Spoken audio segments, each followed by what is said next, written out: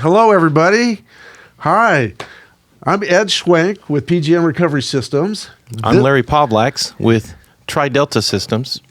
And we're here in the studio today. Yeah. And we're going to have a little conversation about Larry's business. I've known you, Larry, for about 7-8 years. Yeah, about then. Let's see, it was probably 2014, maybe 13. Yeah. 2013, 2014. We started to bump into each other at trade shows and conferences. Yeah. I think it was IPMI probably. IPMI we really as well, got to know right? each other. International Yeah. Precious Metals Institute. Yeah. And the Automotive Recyclers Association, Yeah. a few of those trade shows, conventions. Absolutely. And so, tell me a little bit about TriDelta and what your responsibilities are there. Okay. TriDelta Systems is an engineering group in Abbeville, Alabama. We have a little over 100 employees. We do electrical and mechanical. We have electrical and mechanical field services. It's a big portion of our business, helping companies install new lines. We manufacture a lot of the supporting equipment to in manufacturing. Big into automation and robotics, which is a growing department of TriDelta Systems, and my title is the Director of Robotics. Oh, so you have a responsibility over actually design, engineering, and fabrication. Absolutely. You've got a fab department. We do. We have a significant fabrication facilities, do a lot of stainless and mild steel, weldments and welding, support our customers in those custom pieces of equipment that they need. And we got a full service machine shop, a lot of big, expensive CNC equipment. Mm-hmm. And how long's TriDelta been in the business now? I started in TriDelta in 2016, and at that time we were at our 20th anniversary, so coming up on 25. 25 years, Yeah. That's good. Wow. Established company. Been around. You said 100 Absolutely. employees? That's, yeah, a little over. That's a lot It's of responsibility, growing. yeah. It really is. And our customers rely on us to have skilled labor and professional employees. When they come into their facility, they know that they don't have to worry about us, and we can handle their needs, and they can know they can rely on a professional company. So I can imagine that you have coders on staff if you're dealing with robots in manufacturing environments. Very much so. Mm-hmm. So one of the main types of programming we do is something called PLC programming, ladder logic, and that's been around for years, and we're very fluent in that, but that's just kind of scratching the surface. We also do a lot with database development and the other types of supporting communications between equipment. So a lot of times in a manufacturing environment, there's smart pieces of equipment that are out on the floor, mm-hmm. and then there's a upper level, what they call ERP or enterprise resource program, and a lot of times those two things don't necessarily mesh together. So we help them. I heard you use a term yesterday when we were having a conversation, HMI. Yeah, that's the human machine interface. Right, and that's where the operator is standing on a piece of equipment, and he needs to potentially select a recipe, mm-hmm. or make some adjustments, and it's an interface screen for them. You don't really want to just plop a computer down in a factory. Right. It won't be long, and it'll be corrupted and not working. But an HMI is kind of it's a system that's not easy to break. Right, it just sits there every day. It's running, it's working, and the operators can push the buttons and make the selections they need. Well, you have certainly designed some amazing systems. I could talk a little bit about what you've done for our company. I'm not going to get into any of the proprietary aspects, but you set up a system here that is, from my perspective, as a metallurgist, very complicated, mm-hmm. and it's got the HMI interface. It does. And that robot is quick. Yeah. I'm just surprised, very surprised. It's fast. It actually can go faster, but it's as fast as it needs to be. I think we all agree right now. Right. Yeah. So Larry's out here helping us with training. and getting our staff up to speed, and spending a couple of days with us here on the West Coast here at PGM. Love it out here. Yeah, yeah. So also, I want to talk about, the industry that PGM is in. We're in the, AutoCAD sector. We're basically an aggregator of AutoCAD and get it processed right at the smelter. We also have a patent for processing oxygen sensors and another PGM bearing material off of metallic shredded converters. But what I wanted to ask you is, if someone was interested in getting into the decanting side of the business, the catalytic converter has the substrate inside, which has the precious metal content, and it needs to be removed from the can, Yes. the catalytic converter, so that it could be further processed and paid out for the precious metals. What would you recommend as far as a small setup for a small shop operator? Say it's a salvage yard and they're doing a couple of hundred cars a month, or a bigger shop. And what kind of a decanting setup would you envision that they could set up in their own facility? Well, I think we all agree that decanting is an important step to take. First of all, it allows you to generate a material where you can actually determine what its value is, right? And so I think that's a great direction that the business is heading. As far as my personal recommendation is, first and foremost, make sure to handle the dust correctly. Right. Absolutely. You don't want to set up and well, the dust is hazardous. Well, it is. That's right. It's exactly right. It's a carcinogenic, right? Right. If you breathe it, if you breathe once or twice, maybe it's not a big deal. But if you breathe it on a daily basis, it's well understood that it's detrimental to the health. Right. And so you definitely want to capture, but it's also, I guess, a big portion of the revenue stream, and you don't want that to float away. The dust is valuable. The dust is hazardous. I know that our operator wears a respirator. It's fully enclosed. It's fresh air filtered, and that's huge. That's very important. It's very important. Yeah. Dust collection is important. What type of equipment for decanting for a small operator? Small operator, probably looking at a guillotine shear. A guillotine shear. Right. Yeah, good old guillotine shear. Alligator shears definitely have their place. Probably a little bit of a heavier lift on the financial side to get a functioning alligator shear. Right. So,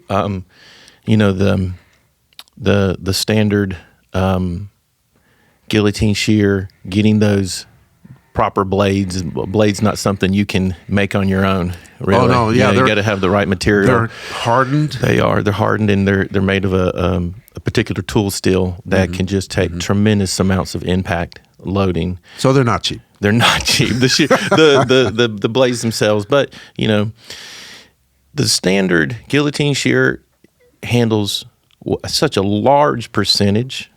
Right, you might not be able to put a huge diesel in there. Right. Some of them. Right. But it handles such a large percentage, and especially if you have a big bump on the front of it where you can also use it for opening. Right. Right. Well, I visited a facility that you had designed a system. It was probably about 6-7 years ago, and I was very impressed with what I saw. Could you describe that a little bit? What that was all about? It had. The idea there was that most of your time is actually spent opening, right? Right. Because you have to make sure that you're not leaving anything in the shell. So we had designed a guillotine shear. It was our design at the time for the company I was working for at the time. It was back before I'd started at TriDelta. We designed a guillotine shear that had the hydraulic pump on that thing was over $20,000. It had pump? Yes. Wow. It had a That's a big system. It really was. It was a hydraulic system that could deliver speed when you needed it and then force when you needed it. So it was really kind of it wasn't just a simple 2-stage pump. It had a more complex mechanism in there. Was that a single stage ram or dual ram? It was a single ram, nice big single ram. But why did you go with a single ram rather than a dual piston? I can't remember the exact, it's kind of in the weeds a little bit. It's hard. Anytime you have two cylinder actuators, it's difficult to keep them in sync. Not impossible, but it's a challenge to keep them in sync. Right, so if you have one single ram and then you have a well-guided traveling carriage, and that's one of the things we focused on. So we had a linear guide system designed to control that ram. Now, how many operators did that system take? So it'd be one cutter, and we had up to 4 openers. And okay. So you can imagine, so that's 5 people. So you could have 5 people sitting at each individual single shares, and you'd get a certain throughput. We took those 5 people and put it on this system, and it was basically double the throughput because the cutter would just sit there and just cut. The other side, when I first started milling around this business, and I was watching people decanting, the operator spent a big hunk of their time just digging for the next piece to cut, leaning over into the box. And so one of the big keys for that system was a material handling system that you could dump full totes into and would bring a continuous stream. So it was a conveyor system. Of course. That would bring a continuous stream automatically. He didn't have to hit a pedal or nothing. It was just always kind of like the conveyor at a checkout in a grocery store, right? It's always bringing the products up to the cashier, so the cashier's not reaching over. Right. It's kind of the same way. And so the operator just grab, cut, and it was 2 or 3 second cycle time. I mean, it was just sitting there churning away. Wow. How many cans per hour were they cutting? I don't remember that exact number. I do remember that if we had taken those 5 people, they were basically twice as productive on that system. And then we had a cyclonic dust collection system.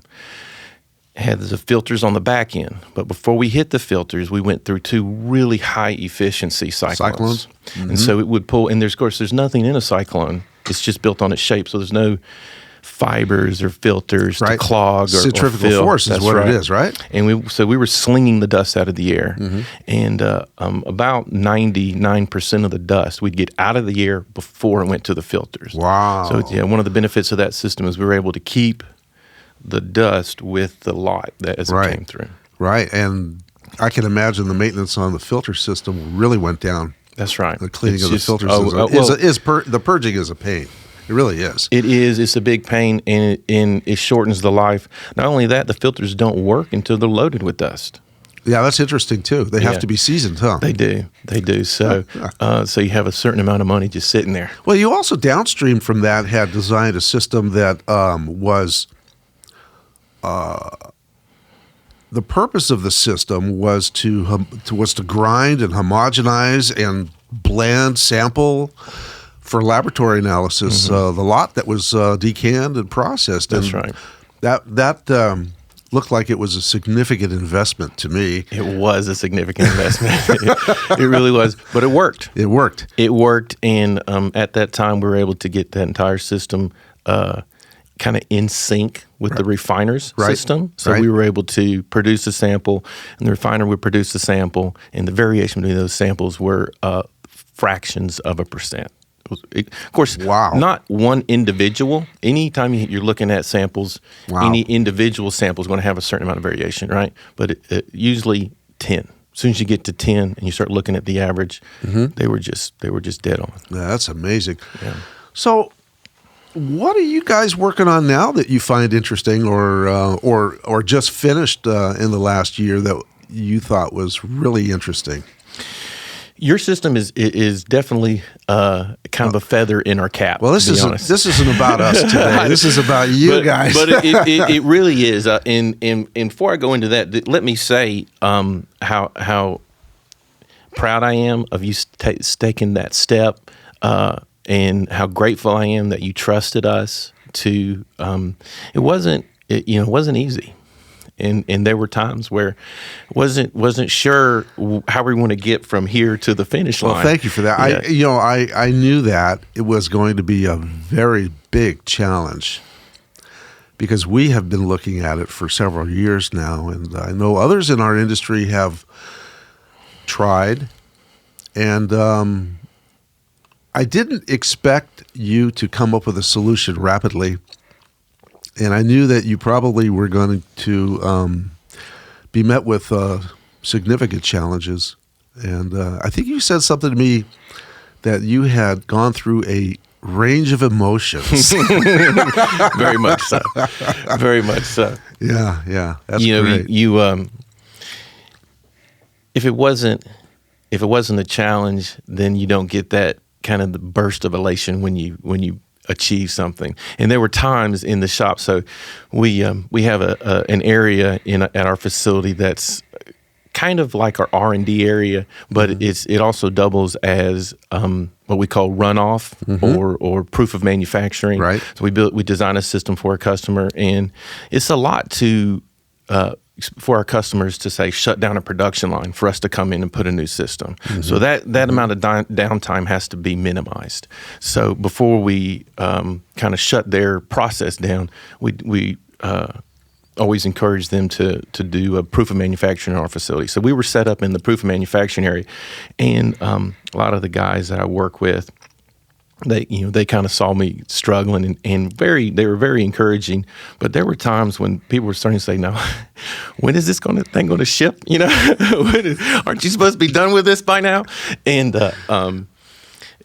especially just continuous operation, right? And then there was I remember a particular day where I was standing back and the system was kind of running on its own, and after much trials, and it was finally kind of the robot was able to figure out what to do next and keep going, and I got a couple pats on the back on that day, so that felt really good.